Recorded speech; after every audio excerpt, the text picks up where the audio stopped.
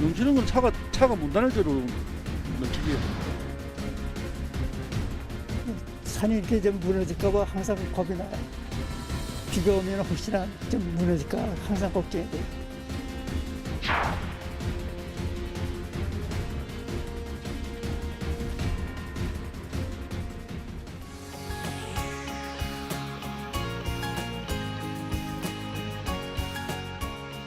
우리와 가까운 지역 이야기, 가려운 곳을 긁어드립니다. 네, 궁금증을 해소해드립니다. 여러분 안녕하십니까, 서경석입니다. 안녕하세요, 김난영입니다. 전국의 핫 이슈를 파헤쳐보고 해법을 찾아보는 로컬을 그려가는 사람들 로그인. 오늘 주제는 안전을 위협하는 장마철 집중호우와 폭염 등의 피해를 막기 위해 여름철 기상 대비 요령에 대해서 살펴보겠습니다. 김난영 아나운서, 요즘 날씨 어떻습니까? 이상해요. 이상하죠. 이상해요. 분명히 장마철이라고는 하는데 한낮에는 너무 푹푹 찌다가 또 저녁이나 새벽 되면은 갑자기 막 비가 퍼붓잖아요. 종잡을 수가 없습니다. 그렇습니다. 제가 뭐 인생 이렇게 많이는 안 살았습니다만 제 인생에서 날씨를 이상하다라고 표현한 거, 쭉 이상하다라고 표현한 거 요즘이 최초가 아닐까 싶은데 네. 정말 변덕이 죽을 듯합니다. 과거에는 한 차례 장마가 지나간 후에 7월 말이나 8월 초에 무더위가 이어지는 게 일반적이었지 않습니까? 그렇죠. 요즘은 근데 뭐 이런 여름철의 날씨 공식이라고 하잖아요. 사라진 상황이고요. 호우특보, 폭염특보, 극단적인 일기예보가 엇갈려서 반복되는 역시 이상한 기후가 이어지고 있습니다. 자, 그래서 오늘은 장마철 집중호우 대비 안전 요령과 함께 폭염 대처법도 살펴보겠습니다. 자, 오늘도 저희에게 패스워드 단서를 제공해 주실 전국의 기자분들 로그인 하셨습니다. 안녕하세요. 안녕하세요. 이게 더우니까 이게 손집도 작아졌어요. 최대한 이 체력 소모를 줄이는 거죠. 네, 또 스튜디오에 함께해 주신 분들입니다. 로맨틱 저널리스트 윤경민 보도국장님, 그리고 장마철 집중호우나 태풍 발생 시에 주요 안전 요령들을 전수해 주실 전문가 경일대학교 건설방재학과 박기범 교수님 모셨습니다. 안녕하세요. 안녕하세요.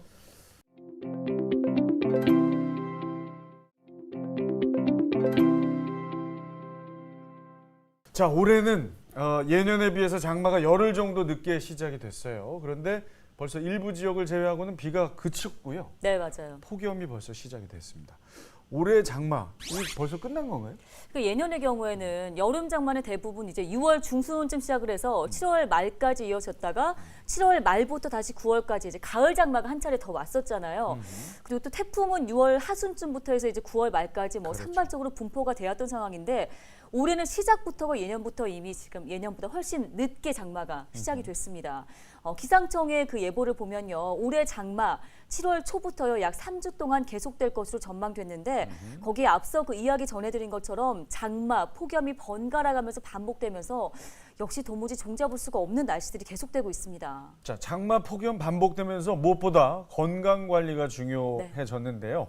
여름철 폭염으로 인한 일사병이나 열사병 호소하는 사람들이 많아졌습니다. 그쵸. 그런데 이 일사병과 열사병에 대해 정확히 모르는 분들이 많습니다. 어떤 차이가 있는 건가요? 먼저 일사병은요. 고온의 환경에 좀 장시간 노출될 경우에 우리 몸의 온도가 37도에서 40도까지 오르면서 발생하는 온열 질환이에요. 일사병은 체온 조절을 위해 에너지와 수분을 좀 지나치게 소모해서 탈진하는 병이었다고 하면요. 열사병은 체온 조절을 담당하는 중추 신경계가 망가져서요. 체온이 계속해서 지속적으로 오르는 병이라고 할 수 있는데 그렇다 보니 열사병의 경우에는 체온이 뭐 40도를 넘기기도 하고요. 경우에 따라서는 의식을 잃고 쓰러지는 경우도 있습니다. 자, 이 두 병 다 막연히 생각했던 것보다 훨씬 더 위험한 질환인 것 같습니다. 자, 이런 온열 질환 대비 요령 이제 알아보도록 할게요. 네. 교수님, 어떤 게 있을까요? 예, 일사병에 걸리면은 심장 박동이 빨라지고 구역질, 어지러움증이 두통을 동반하고 합니다. 그러면은 이제 서늘한 곳에서 충분한 휴식을 취하고 그다음에 이제 수분을 섭취하는 것이 이제 중요하고요. 열사병은 의식장애나 환각 등 근육 경직, 경련 등 다양한 증상으로 나타나기도 하는데 마찬가지로 더운 시간대에 일하는 것을 삼가하고 휴식이나 물을 자주 마시는 이런 대비 활동을 충분히 해야 되겠습니다. 네.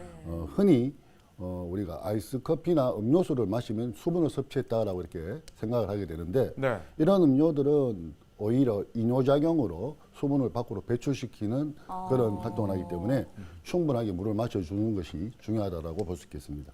야, 맹물을 여름철에는 마셔요. 그러네요. 저는 아이스 아메리카노 달고 사는데. 아까 교수님도 대기실에서 저 라떼 드시던데. 예, 그것만 그냥- 마셨습니다. 아, 먹고 싶어서 드신 거고. 예. 그 맹물이 좋군요, 맹물이. 아, 그렇죠. 여름철에는 이렇게 건강 관리만큼이나 또 안전 관리가 아주 중요한 문제인데요. 여름철 안전 관리가 무엇보다 중요한 곳이 있습니다. 바로 계곡입니다. 폭염과 집중호우가 반복될 때마다 각종 안전 사고의 발생 위험성이 높아져서 주의가 필요하다고 하는데요. 자, 특히 지난해 전국에서 불어난 계곡물에 고립됐다가 구조되는 등 고립 순환 사고 무려 4천 건 가까이 발생을 한 바 있습니다. 이와 관련한 이야기를 취재 기자를 통해서 들어보겠습니다. 자, 장진철 기자 나와 있습니까? 오. 안녕하세요. 장진철입니다. 아, 예, 반갑습니다. 야, 아유, 저 현장에 가 계시네요. 좀 네. 과할 정도로 지금 아주 현장에 깊숙이 지금 들어가 계시는데 계곡에서 매년 고립 사고가 끊임없이 발생하고 있다는데 사실입니까? 예, 그렇습니다. 지금 이 계곡의 고립 사고는 어제 오늘 일이 아닙니다. 매년 여름마다 되풀이되고 있는데 특히 올해에는 코로나19로 좀 이 비대면 관광이 늘면서 많은 사람들이 계곡에서 야영을 많이 하고 있습니다. 특히 집중호우로 인한 고립 사고가 계속 더 많이 발생할 것으로 예상되고 있습니다. 자, 이 고립 사고 왜 그렇게 많이 발생을 하는 겁니까? 예, 일단은 처음에 들어올 때는 이렇게 깊지 않은 계곡을 건너서 들어오게 됩니다. 들어오게 되면 언제 얼만큼 내릴지 기상청도 잘 모르는 집중호우가 곳곳에서 내리게 됩니다. 그렇게 되면 야영을 하다가 물이 금방 어느 정도 안 불겠지라는 이 자만심 때문에 보고 있다가 물이 갑자기 불어나면서 이렇게 고립이 되는 사고가 이어지는 것 같습니다. 특히 이제 이런 집중호우가 계속되면은 이 모든 물건을 다 버려두고 높은 곳으로 올라가서 구조를 기다리는 게 가장 안전하고요. 강물이 이렇게 깊지는 않아 보이는데 워낙 물살이 세고 또 곳곳에 이 바위도 있고 이끼도 있고 이렇게 하다 보니까 걷다 보면 걸려서 넘어지거나 미끄러지는 경우도 상당수에 달합니다. 이렇기 때문에 119에 반드시 전화를 해서 나 좀 구조해 주세요. 제가 어디에 있습니다라고 얘기하는 게 가장 좋은 방법인 것 같습니다. 사실 비가 많이 내릴 때도 주의를 해야 되지만 날이 더울 때 찾는 분들도 계시잖아요. 자, 우리가 생각지 못한 흔히 발생하는 계곡 내 안전 사고는 어떤 유형들이 있을까요? 예, 지금 제가 나와 있는 이곳 홍천강 팔봉 유원지가 매년 이 강원 도내에서 순환 사고가 끊이지 않고 발생하는 곳 중에 한 곳입니다. 특히 이곳에서는 다슬기 잡이로 인한 이 사고가 계속 이어지고 있는데요. 이렇게 다슬기 잡을 때는 이런 다슬기 채집망을 이용합니다. 이 채집망을 이용해서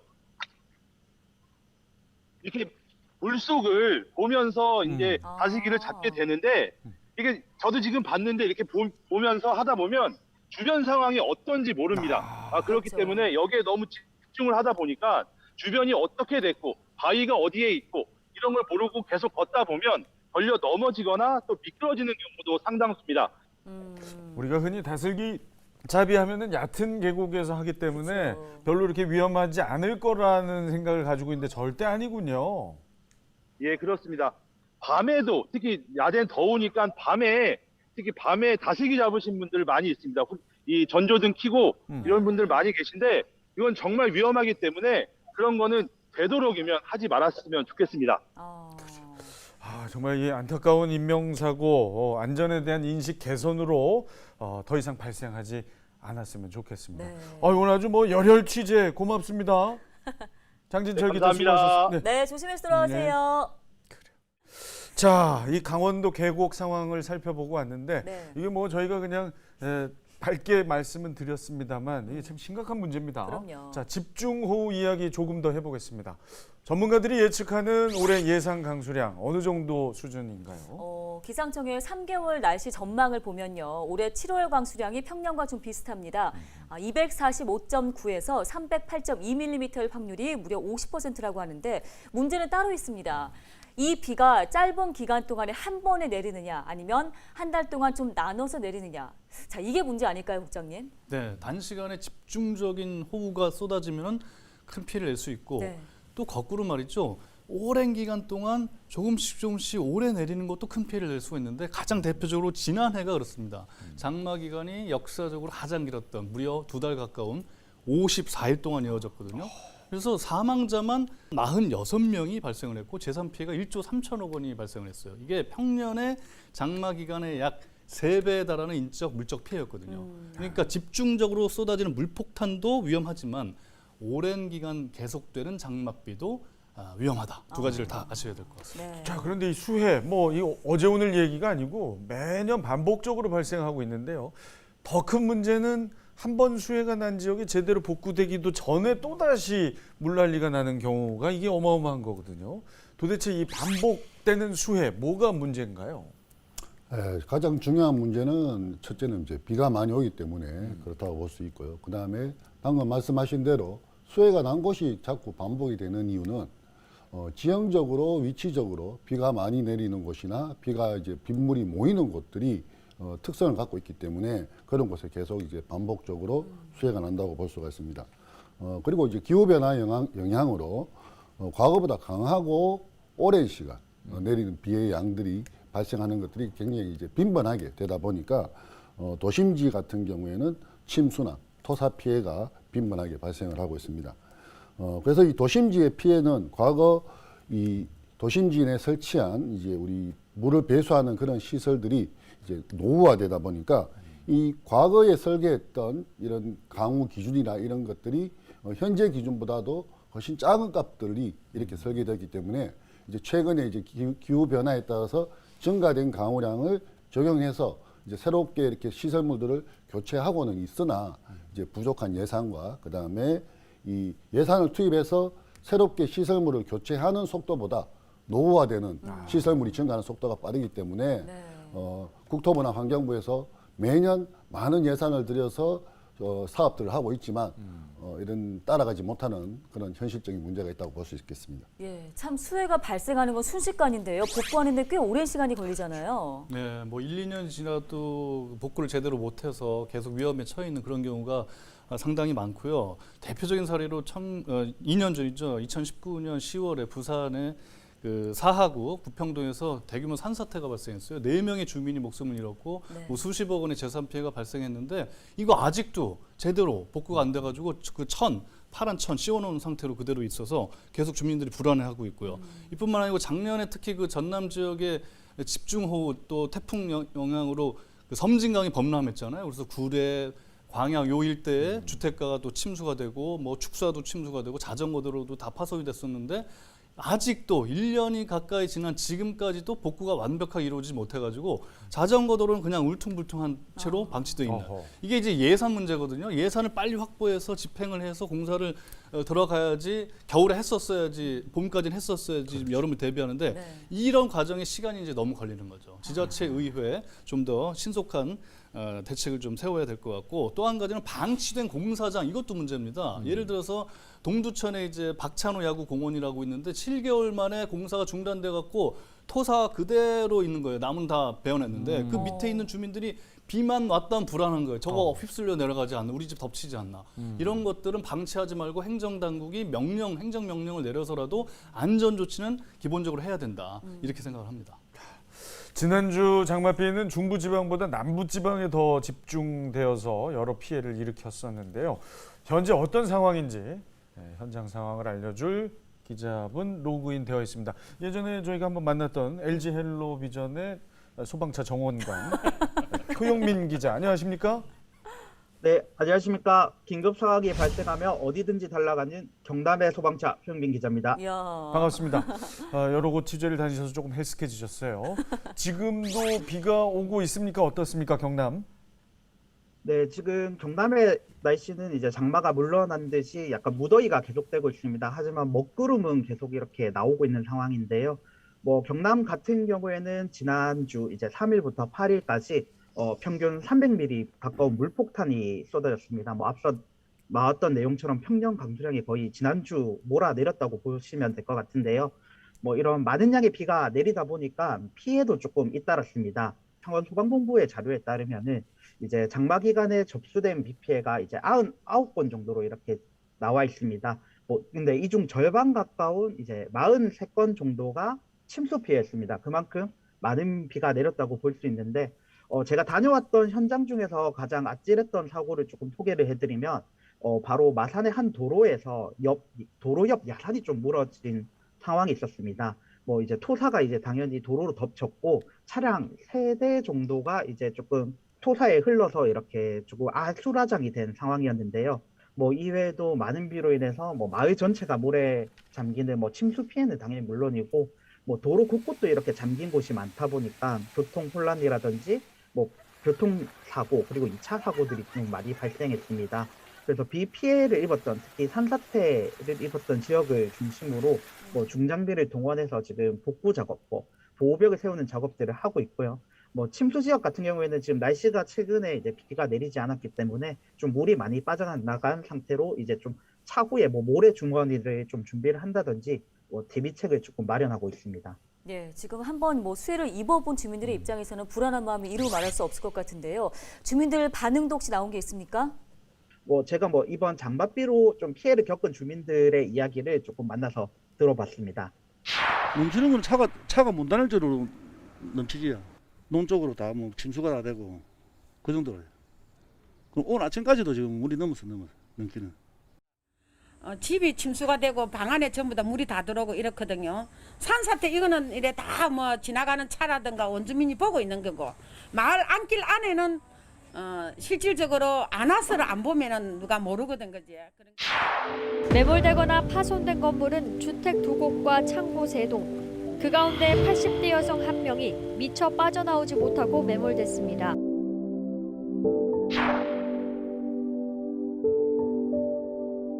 사실 좀 무서워요. 나름 이제 차수판도 설치하고 직원들 비 많이 오고 이제 홍수일보 내린다 이렇게 하면 사실은 무섭죠 이제. 또 물 들어올까봐 걱정이죠. 딴 게 뭐 있습니까? 그게 걱정이지. 똑같은 피해가 반복될까? 시민들은 벌써부터 걱정입니다.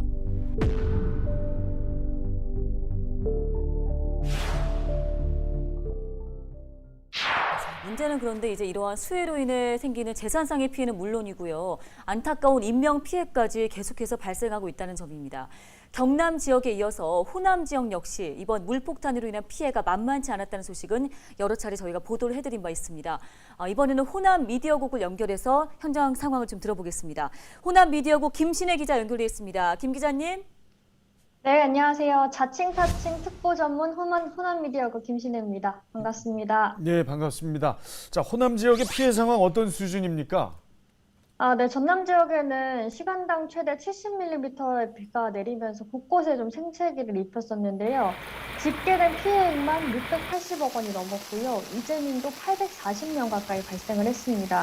이 피해 내용을 좀 말씀드리면 도움 지역 같은 경우에는 마을이 침수가 되면서 집안까지 물이 들어와서 이 물을 퍼내는 소동이 좀 벌어지기도 했고요. 순천이나 여수 같은 경우에는 이 농경지가 침수되고 그리고 도로에 토사가 유실되고 낙석이 떨어지면서 통행에 좀 어려움을 겪기도 했습니다. 그리고 이번 집중호우에 좀 안타까웠던 점이 인명피해가 발생했다는 점이었는데요. 장흥과 해남, 광양에서 각각 1명씩 숨졌습니다. 저는 광양에 있는 사고 현장에 다녀왔었는데요. 광양 같은 경우에는 산의 비탈면이 경사지가 무너지면서 아래에 있던 건물 5채를 덮쳤습니다. 이번 광양 경사지 붕괴 현장 화면으로 준비했습니다.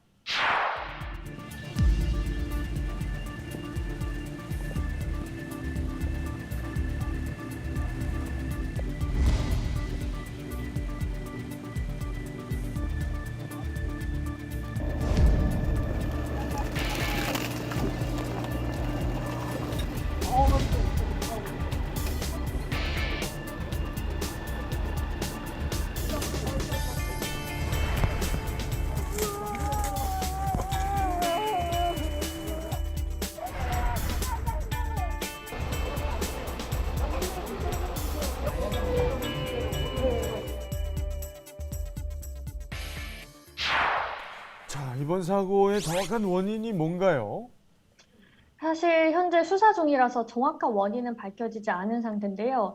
마을 주민들의 이야기나 정황사고로 좀 추정이 되는 원인이 하나 있습니다. 이게 예견된 인재였다라는 이야기인데, 이 사고가 발생한 경사지 위쪽에서 2019년부터 전원주택을 짓는 공사가 진행 중이었는데요. 그래서 주민들은 아무래도 경사지가 급한 곳 위쪽에서 공사가 진행되다 보니까 좀 많이 불안해하면서 민원을 제기하기도 했었습니다. 경찰은 공사업체와 그리고 광양시청을 압수수색해서 이 사고와 연관성이 있는지를 현재 조사를 하고 있고요. 그리고 토목과 교수 등으로 구성된 자문단이 이제 전문가들이 합동 감식을 벌여서 지형적인 문제라든지 그리고 토양을 채취해 가서 그걸 실험을 거치면서 정밀 감식을 지금 하고 있는 상황입니다. 네, 정말 안타까운 사고도 발생을 했습니다. 그리고 또 현장에서 구조 작업을 위해서 많은 분들이 또 애를 써주셨고요. 네, 맞습니다. 이 사고로 80대 여성 한 명이 매몰이 됐었는데 아무래도 저도 현장에서 봤는데 이 할머니가 어디 쪽에 매몰되어 있는지를 모르다 보니까 좀 조심스러우면서도 신속하게 이 구조 작업을 벌이는 모습을 확인할 수가 있었는데요. 소방당국은 굴착기 3대와 인력 190여 명을 투입해서 수색 작업을 벌였고요. 이 사고가 새벽 6시쯤 발생을 했는데 9시간 정도 지난 오후 3시쯤에 할머니가 발견이 됐습니다. 하지만 안타깝게도 숨진 상태로 발견이 됐었고요. 근데 이번 사고가 좀 더 안타까웠던 건 이 사고가 발생하고 오전 9시 30분쯤에 할머니와 가족이 통화가 연결이 됐었어요. 그래서 생존해 있다는 게 좀 확인이 돼서 좀 기대감을 가지고 구조 작업을 벌였고 주민들도 좀 이렇게 기대하면서 있었는데 안타깝게도 좀 숨지는 사고여서 좀 유족들도 슬퍼하고 주민들도 계속 안타까워했었습니다. 예. 자, 이후에 추가 피해 상황은 어떻게 집계됐습니까? 제가 사고 발생하고 이틀 뒤에 다시 마을을 찾았었는데요. 그때 당시에 계속 비가 오락가락 내리던 상황이었다 보니까 마을 주민들은 쪽잠을 자기도 하고 뜬 눈으로 밤을 지새우고 있었고 마을회관에 모여서 좀 지내는 모습도 확인할 수가 있었습니다. 그리고 사고가 발생하고 시간이 지나면서 피해가 드러나고 정말 아찔했다 이런 곳들도 있었는데 한 집 같은 경우에는 이 토사가 흙더미가 집 앞 벽까지 이제 쓸려 내려왔어요. 그래서 벽이 집 안쪽으로 기울었는데 집 방 안에 있던 장롱이 이 벽을 지탱하면서 무너지지 않았던 그런 곳도 있어서 정말 큰 피해로 이어질 수도 있었겠다 하는 생각도 들었었습니다. 이번 안타까운 사고를 불러온 이유 중 하나가 바로 집중호우로 인한 산사태입니다. 지난 7월 3일입니다. 일본 시즈오카현에서도 기록적인 폭우로 산사태가 발생했는데요.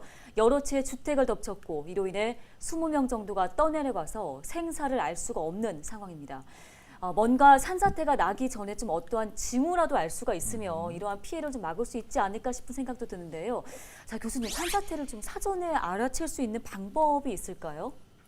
예, 산사태를 사전에 이렇게 우리가 인지한다는 것은 굉장히 어려운 일인데 일반적으로 이제 산사태가 일어나기 전에는 사전 징후로서 경사면에서 갑자기 이제 많은 물들이 이렇게 솟아오른다든가 아니면은 평소에 잘 나오던 샘물이나 지하수가 어떤 집안의 운동에 의해서 물이 갑자기 안 나온다든가 아니면은 사너리에 이렇게 땅이 이렇게 갑자기 좀 갈라진다거나 아니면 나무가 흔들린다거나 이런 전조 현상들이 있을 수 있습니다.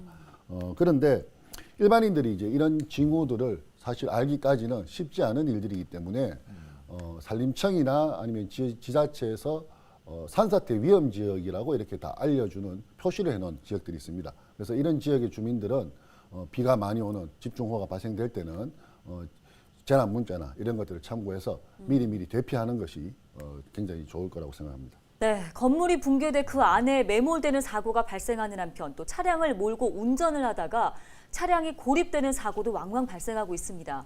지난해 부산에서는요, 시간당 80mm가 넘는 집중호우로 지하 차도 안에 빗물이 급격하게 차올라 차량이 고립되면서 인명피해가 발생하기도 했습니다. 사고 1년여가 지난 지금인데요. 사고 현장은 또 어떻게 변했는지 이번에 부산으로 가보겠습니다.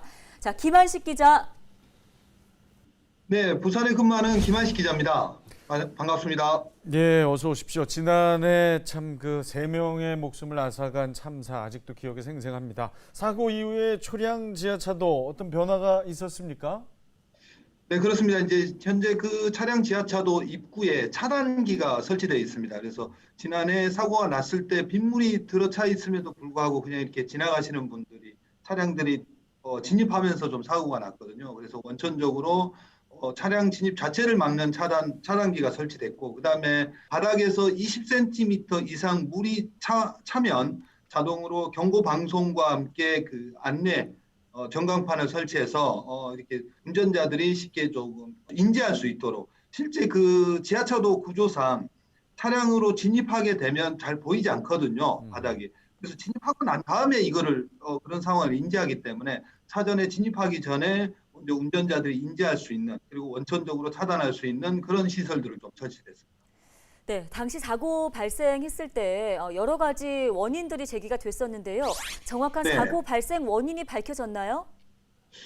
경찰이 이제 종합적으로 검토한 결과 다량의 빗물이 한꺼번에 유입이 됐고요. 아까 말씀하셨듯이 시간당 80mm 이상의 이제 비가 내리면서 지하차도로 빗물이 유입됐고, 그리고 이제 그 초량천에서 배수 펌프에 토사가 유입되면서 약간 이제 용량이 좀 떨어졌습니다. 또 그리고 이제 그 차량 통제용 전광판이 설치돼 있지 않으면서, 설치돼 있었지만 고장이 나서 그게 이제 운전자들이 아까 말씀드렸듯이 인지하지 못하면서 그렇게 사고가 났습니다. 또 특히나 이제 그 초량 사고가 난 지점이 그 부산항 바로 앞쪽에 있는 지하차도입니다. 그래서 당시에 이제 만조가 겹치면서 물이 빠져나가지 못하고 오히려 역류하는, 그래서 빗물이 순식간에 차서 그렇게 사고가 발생했습니다. 자, 이 차량 침수 사고 다시 일어나지 말라는 법이 또 없지 않습니까? 네, 차량이 그렇습니다. 물에 잠겼을 때 어떻게 대처해야 할까요? 먼저 그 타이어의 3분의 2 이상이 잠기면 운행을 하면 안 됩니다. 자세한 이야기는 전문가 인터뷰 들어보겠습니다. 차량 유리를 깰 때는 차량 내 비상 탈출 망치를 이용하시거나 차량 내 머리 받침대가 있습니다. 머리 받침대를 이용하여 차량의 유리를 깨주시면 좋고요.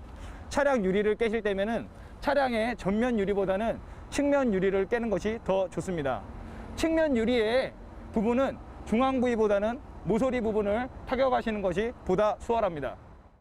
침수 시 골든타임은 1분입니다. 탈출이 성공하지 못하셨다면 그거에 대해서 너무 당황하지 마시고 물이 가슴까지 차오를 때까지 기다리십시오. 탈출을 성공하시고 차량 지붕 위에 올라가셔서 구조를 요청하시고 구조를 기다리십시오. 물이 가슴까지 찰 때까지 기다려야 되는군요. 네. 참 이렇게 편안할 때 들으면 이게 귀에 들어옵니다만 막상 이게 닥치면 그렇죠. 네. 평소에 좀 이렇게 숙지를 하고 있어야겠습니다. 자, 다시는 이런 안타까운 사고 다시 발생하지 않기를 바라면서 김한식 기자 고맙습니다. 네, 감사합니다. 자, 집중호우 때 이런 지하차도 쪽 통행은 좀 자제를 해야 될 것 같은데 어떻습니까, 교수님? 예, 이 지하차도로 이렇게 물이 상대적으로 낮기 때문에 물이 이렇게 모이는 것이 당연한 것인데, 저런 지하차도 같은 곳에 물이 차는 곳이 실제 한 10분 정도면은 한 사람 가슴 높이 이상 이렇게 물이 찹니다. 그래서 이 지하차도, 특히 주변보다 지대가 훨씬 더 상대적으로 낮은 지하차도는 비가 많이 올 때 우리가 좀 둘러서 가더라도 이용하지 않는 것이 최선이라고 보고요. 그 다음에 이 물이 차올랐을 때 이 물이 내려오는 속도라든가 물이 차오르는 시간이 굉장히 짧은 시간 안에 이루어지기 때문에 아까 앞서 기자님께서도 말씀하셨듯이 당황하지 않고 침착하게 이 수면과 차 안에 이 수위가 같아지면은 문을 훨씬 이제 열기가 쉬워집니다. 그래서 그때까지 기다렸다가 이렇게 대피하는 그런 이 침착함을 발휘하면 좋을 것 같습니다. 오늘 로그인 전국 장마철 집중호우로 인한 피해 상황 짚어보고 더 이상의 피해를 막기 위해 꼭 알아둬야 할 주의사항까지 함께 나눠봤습니다. 이제 오늘의 패스워드 키워드 입력할 시간입니다.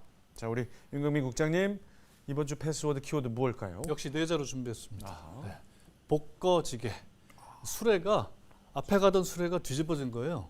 뒤에 가던 수레가 그걸 보고서 나는 자빠지지 말아야 되겠다. 경계를 한다는 거죠. 그러니까 우리가 초량 지하차도에서 지금 순식간에 물이 잠기면서 3명이 목숨을 잃은 사고, 그다음에 이제 강둑이 무너지고 산사태가 발생, 이런 크고 작은 피해를 이미 봐왔잖아요. 그러니까 비슷한 환경에 있는 지역에서는 그걸 좀 거울 삼아가지고 미리 지자체, 그다음에 중앙정부 또 주민들이 대비를 해야 된다. 그래서 복거지게 이거를 해서 사전에 좀 막아보자, 피해를 줄여보자, 이런 취지에서 패스워드 복거지게로 선택해봤습니다.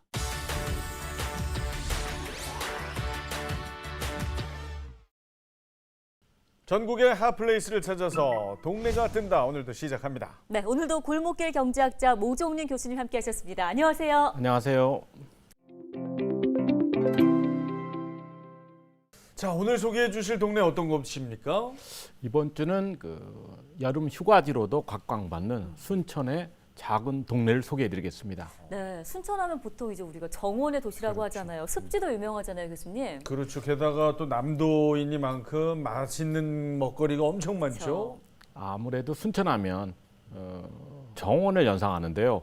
오늘 소개할 곳은 도시 재생의 아이콘이 된 순천 조곡동입니다. 도시 재생하면은 그 도시를 완전히 밀고 이렇게 새롭게 개발하기보다는 원도심 있는 그대로 모습 살리면서 새 기능을 도입하는 거, 그거 맞지 않습니까? 네, 그렇습니다. 성공적인 도시재생 사례로 각광받는 동네가 바로 이곳 조곡동인데요. 네. 특히 여기서는 젊은 로컬 크리에이터들의 활약이 대단합니다. 벌써부터 기대가 되는데요. 자, 바로 도시재생의 아이콘 순천 조곡동으로 가보겠습니다. 낡은 공간을 부수거나 헐지 않고 그 멋을 그대로 살리면서 그 안에 새로운 활력을 채워나가고 있는 도시재생의 아이콘. 색다른 볼거리와 먹거리로 동네 곳곳에 다양한 매력이 깃들어 있다고 하는데요. 청년들의 아이디어를 살린 다양한 상점들이 여행객의 발걸음을 사로잡는 순천 조곡동. 동네가 뜬다가 찾아가 봤습니다. 한적한 동네에 위치한 세련된 외관의 건물. 순천 여행객들의 발길이 끊이지 않는 게스트하우스인데요. 보기만 해도 하루의 활력이 꽉 찰 것 같은 노란색의 인테리어가 인상적입니다. 캡슐 형태로 나눠진 아늑한 공간에서 휴식하며 여행의 피로를 풀고, 다양한 공용 공간에서는 다른 여행객들과 친목을 다질 수 있어 1인 여행객들에게 인기라고 하는데요. 이미 많은 분들에게 입소문으로 입증된 곳입니다. 순천이란 도시 자체가 여행을 하시다 보면 많이 피곤한 도시입니다. 왜냐하면 걸어야 되는 거리가 상당히 많아요. 그래서 아무래도 편안한 휴식을 좀 취할 수 있게끔 저희가 그걸 중점적으로 위주로 생각을 해서 저희가 운영을 하고 있습니다. 카페에서 편하게 책을 보실 수도 있고, 아니면 뭐 맥주를 간단하게 한 잔 정도 하실 수 있고. 내부에 쉴 수 있는 공간이 많아 어딘가로 멀리 나가지 않아도 여행을 만끽할 수 있다는 게 이곳의 가장 큰 특징인데요. 특히 체크인을 할 때 아주 독특한 무언가를 준다고 합니다. 체크인 도와드리겠습니다. 네. 체크아웃은 12시까지 해주시면 되시고요. 체크아웃 하실 때는 바구니에 지급받은 물건들을 담아서 가지고 내려오시면 되고요. 네. 저희가 코인을 드리는데 코인은 1인당 5개씩 드리고요. 코인은 여기 있고요. 코인을 어떻게 사용하냐면요. 네. 예를 들어서 자전거를 1시간에 코인 하나로 렌트를 할 수 있다는 뜻입니다. 우와. 그리고 뭐 빨래 세탁이라든가 건조라든가 이런 거 서비스를 여기서 이용하실 수가 있고요. 네. 이 코인 제도는 어떻게 시작된 건가요?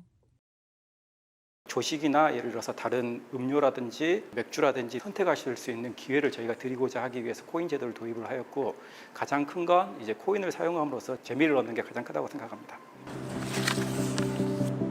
색다른 추억을 선사하는 순천의 게스트하우스에서 편안하게 힐링했다면 이번엔 한옥의 추억이 되살아나는 공간으로 이동합니다. 길 한복판에 위치한 이 한옥은 이색적인 물건을 파는 편집숍인데요. 환경과 지구에 도움이 되는 소품들부터 다양한 기념품까지 순천 여행의 추억을 구입할 수 있는 곳입니다. 오래된 한옥에서 사회 환경적으로 유익한 제품을 파는 편집샵입니다. 저희 친척 할머니 댁이 한옥인데 비어있다. 그래서 저는 정말 마당 있는 한옥인 줄 알았는데 굉장히 길가에 디귿자로 되게 독특한 한옥이 비어있었고 이렇게 100년 가까이 된 한옥이다 보니까 좀 여행자들에게는 조금 편히 좀 앉아 쉴 수 있는 마루? 그래서 할머니가 되게 아끼셨던 한옥이라 그런지 많은 개보수가 이루어지지 않았고 저희도 와서 보면 되게 재밌는 어떻게든 이걸 좀 다시 되살리고 싶은 그런 한옥에서 작은 가게를 시작하게 됐지요. 이제 여기에 저희 매장에 가장 어떻게 보면 스테디셀러? 꾸준히 제일 많이 팔리는 제품으로 이런 공정무역 바구니. 아프리카 가나 북부에서 만드는데 만들 수 있는 게 이거밖에 없대요. 그래서 저희가 꾸준히 인기 있는 제품이고 지금 이제 장마 지나면 여름에 굉장히 많은 분들이 찾으십니다. 다양한 공정무역 상품들이 있어서 지구에 이로운 물건을 살 수도 있는데요. 순천을 찾는 여행객들에게 어떤 공간으로 기억되고 싶으실까요? 항상 이 자리에서 여행자들이 뭐 몇 년 후에 가도 그 자리에 있는 가게 그리고 뭔가 좀 시간을 좀 보내야 되는데 애매할 때 있잖아요. 그럴 때 그냥 좀 쉬어갈 수 있고 또 지역 어르신들한테는 좀 저 가게 되게 궁금한 가게 뭐 그렇게 해서 모두의 상점이 됐으면 하는 마음이 있어요. 모두에게 쉼터가 되어주는 편안한 매력이 있는 상점. 이곳에서 순천에 깃든 나만의 추억을 구입했다면 다음은 한적한 주택가로 이동합니다. 일반 주택가 같은 이곳에 아주 따뜻한 공간이 있다고 하는데요. 일반 가정집을 연상케 하는 이곳은 순천의 작은 독립서점입니다. 신발을 벗고 친구 집에 놀러 가듯 방문하면 마음의 위로를 전해주는 책들을 가득 만날 수 있는데요. 보기만 해도 정감 가는 공간인 만큼 원래 어떤 곳이었는지 궁금해집니다. 아주 재미난데 여기가 여관이었습니다. 아, 여관이었던 여기가? 네, 그래서 여기가 다 칸칸이 나눠져 있었어요. 이 공간을 어떻게 재밌게 꾸미면 좋을까, 재미나게 만들어 볼까를 고민을 좀 많이 했었고 찾아오시는 분들이 좋아해 주셔가지고 다행이라고 생각하고 있습니다. 2층 구조의 가정집 같은 분위기는 그대로 활용하고 내부만 개조해서 서점으로 훌륭하게 변화했는데요. 공간만큼이나 특별하게 책을 구입할 수 있는 코너가 있다고 합니다. 바로 표지를 보지 않고 책을 고르는 곳, 블라인드 북 코너인데요. 책을 우연히 만나게 하는 방법 중에 하나인데요. 어떤 책인지 모르고 키워드만 보고 책을 고르는 거예요. 그럼 가격을 괜히 비싼 책을 이렇게 파시는 거 아니에요? 아, 그렇지 않고요. 가격이 막 비싸거나 그런 게 아니라 저희가 이제 책방을 하면서 책을 읽다 보면 좋은 책인데 사람들한테 이제 많이 알려지지 않은 책들이 있어요. 그래서 좋은 책들, 저희가 생각할 때 재미나고 좋은 책들을 추천해드리는 방법 중에 하나라고 보시면 좋을 것 같아요.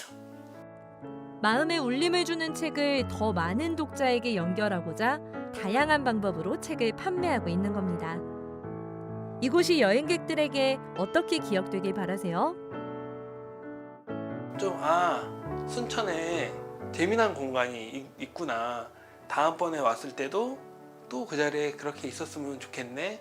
거기 또 갔는데 그때와는 또 다르게 또 다른 재미난 것들로 채워져 있네. 이런 곳으로 좀 기억을 해주시고 또 저희도 그렇게 아마 하려고 많은 일들을 꾸밀 것 같습니다. 익숙한 공간을 벗삼아 새로운 즐거움을 채워나가는 순천 조곡동. 이곳에 도시 재생하면 빼놓을 수 없는 가장 대표적인 공간이 있다고 합니다. 바로 청춘 창고인데요. 약 50년 이상 양복 창고로 활용되다가 수매량이 줄어 폐건물이 됐던 공간을 새롭게 리모델링해서 다양한 청년 점포와 전시로 채워넣은 곳입니다. 청년 점포들이 들어와 있는 만큼 아이디어가 빛나는 먹거리들이 가득하네요. 구경하는 재미도 조금 있고 그리고 일단 가격대가 좀 싼 게 제일 장점인 것 같아요. 다 모여 있다 보니까 제가 원하는 거 골라 먹을 수 있어서 조금 좋은 것 같아요. 매력적인 메뉴들이 많다 보니 골라 먹는 재미가 쏠쏠하다는 청춘 창고. 여기에 어떻게 입점하게 되셨어요? 원래 창업에 관심이 많았었고 또 이제 저보다 먼저 주변 친구 중에 입점한 친구들이 있어서 어떻게 보면 그 친구의 추천으로 들어오게 됐습니다. 여기서 도전하고 또 주변에 젊은 청년 사장님들이 많기 때문에 정말 어려운 점을 서로 많이 공유하고 또 서로 힘이 되고 열심히 배우고 있거든요. 그래서 청춘이니까 저는 좀 더 도전을 하셨으면 좋겠다라고 생각합니다. 청춘 창고에는 먹거리뿐만 아니라 다양한 체험이 가능한 공방들도 자리하고 있습니다. 또 여러 가지 행사나 공연도 자주 개최하고 있어서 지역민들에게는 문화를 만끽할 수 있는 공간으로 사랑받고 있죠. 청춘 창고 같이 버려진 창고를 리모델링해서 운영하고 있는 카페도 있었는데요. 입구에 클래식한 자동차를 배치하고 전반적으로 빈티지하게 구성했습니다. 인증샷 찍기 딱 좋은 공간으로 최근 SNS에서 인기 있는 곳이라고 하는데요. 원두 로스팅을 직접 볼 수 있는 기기도 있어 손님들의 관심도 높다고 합니다. 창고를 리모델링해서 카페로 운영하게 된 계기, 무엇일까요? 청년들이나 아니면 처음 스타트업들한테는 가장 유리한 포지션이기도 하고, 그리고 이제 청년들의 재능을 살릴 수 있는 가장 어떻게 보면 적은 돈으로 효용 가치를 높일 수 있는 포지션이라서 저희가 재생 건축을 항상 추구하거든요. 익숙한 공간을 색다르게 변화시켜 지역민들에게는 친숙함을, 여행객들에게는 이색적인 기분을 만끽하게 하는 재생 건축. 밤이 되면 낮과는 또 다른 분위기를 자아냅니다. 특히 이곳에서는 순천의 이름을 딴 수제 맥주도 개발해 여행의 마지막 밤을 책임지고 있었는데요. 앞으로 더 많은 변화를 이어갈 동네인 만큼 이미 자리 잡고 있는 분들의 책임감도 느껴졌습니다. 순천을 특별하게 만들어가는 친구들이 더 모여서 좀 더 살기 좋은 고장, 그리고 청년들이 창업하기 좋은 고장으로 만드는 게 어떻게 보면 저희가 1단계로 목표하는 부분들입니다. 익숙하지만 새로운 재미가 가득한 동네. 이번 주는 청년들이 도시를 새롭게 바꿔가고 있는 순천 조곡동 나들이 어떠실까요? 건물들이 옛 느낌 그대로 간직하면서도 또 최근 트렌드에 맞게 감각적으로 변화한 모습이 아주 인상적이었습니다. 특히 그 영상에도 나왔었는데 폐건물 활용한 카페나 양곡 창고 활용한 그 청년 복합 문화 공간, SNS에서 이미 뭐 아주 인기지 않습니까? 맞아요. 저도 그 여행 SNS에서 몇 번 본 적이 있을 만큼 최근에 굉장히 핫한 곳이 있더라고요. 자, 교수님, 현재 이 청춘 창고가요, 순천시의 청년 지원 사업으로 활용이 되고 있는 상황인 거죠? 그렇습니다. 수매량이 줄어 활용도가 낮아진 양곡 창고를 리모델링해 청년 창업자들에게 내어준 것인데요. 식당, 공방 등 업종도 다양하고 강연도 가능해서 지역 주민들도 활용하는 공간입니다. 흥미롭게도 이 청춘 창고를 수행한 기업이 바로 길 건너편에 있는 수제 맥주 기업 브루웍스입니다. 조곡동에 제일 먼저 진출해서 다른 기업을 유치하는 이 지역의 앵커 기업의 역할을 하고 있습니다. 예전에는 그 순천을 찾으면 항상 그 국가정원 쪽 중심으로 네, 관광객들이 많이 갔었는데 이 순천의 조곡동이 이 도시재생의 거점이 된 특별한 이유가 있을까요? 네, 순천시 자체가 도시재생 선도 지역으로 지정되면서 주민들과 전문가들이 원도심 지역을 중심으로 도시재생 대학을 운영하고 또 관련 포럼도 개최하면서 아주 다채로운 활동을 하고 있습니다. 자, 순천시 자체가 도시재생의 선도 지역으로 아예 지정이 되어 있는 거네요. 네. 그렇죠? 그렇죠. 특히 조곡동은 폐건물, 양곡 창고와 같은 지역 자원을 바탕으로 청년들이 유입되면서 지역의 활력을 더해가고 있는데요. 순천시는 여러 곳에서 도시 재생을 추진하면서 이 지역들을 순천만 습지 그리고 국가 정원과 연결하는 작업도 하고 있습니다. 네, 지금 교수님 얘기해 주신 것처럼 도시재생의 구역이 순천만 습지까지로 이어지게 된다면 더 많은 관광객들이 순천을 찾게 될 것 같다는 생각이 드는데요. 자, 그렇다면 이 도시재생의 아이콘으로서 조곡동이 앞으로 보완해야 할 점이 있다면 어떤 점을 좀 중점적으로 채워가면 좋을까요?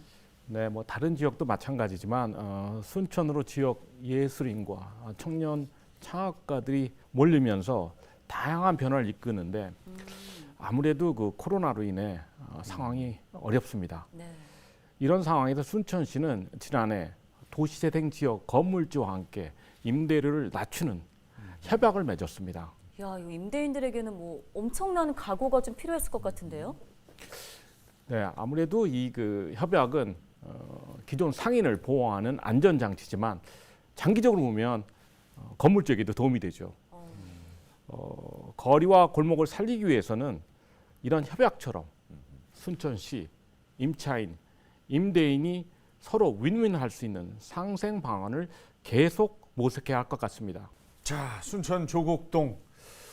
이제 교수님이 생각하는 한 줄 해시태그 정리 들어가겠습니다. 네, 조곡동 재생 과정에서 한 기업의 역할이 컸기 때문에 앵커 스토어 재생의 정석이라고 정했습니다. 우리의 전통 문화를 전 세계에 알려야 되겠습니다.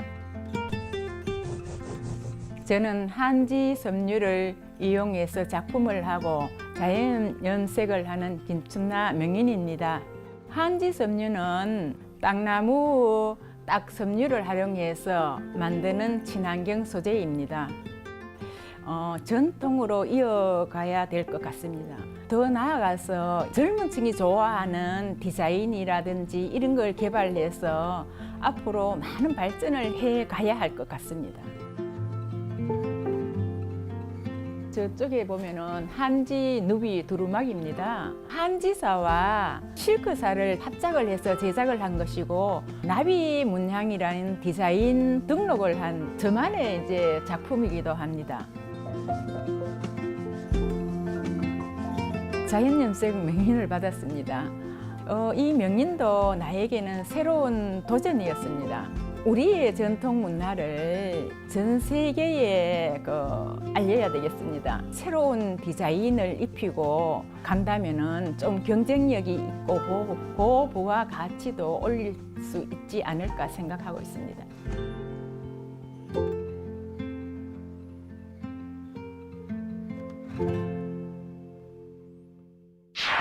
최근 코로나19 장기화로 일상의 답답함을 느낀 젊은 세대들을 중심으로 농가 생활과 스타일을 추구하는 커티지코어가 트렌드로 자리를 잡았다고 합니다. 자연 염색도 어떤 이런 느낌의 하나의 패션 코드가 아닐까 생각되네요. 네. 몸과 마음이 힘들 때 사람은 본능적으로 자연을 찾아서 자연에 이렇게 안기려는 마음이 생긴다고 하잖아요. 김추나 명인의 색감에서 지친 일상을 따뜻하게 어루만지는 힘이 느껴지는 것 같습니다. 조금은 두렵고 걱정되는 일상이지만 이 또한 무사히 지나가리라 믿으며 오늘 여기서 이만 로그아웃 하겠습니다. 네, 시청해주신 여러분 고맙습니다.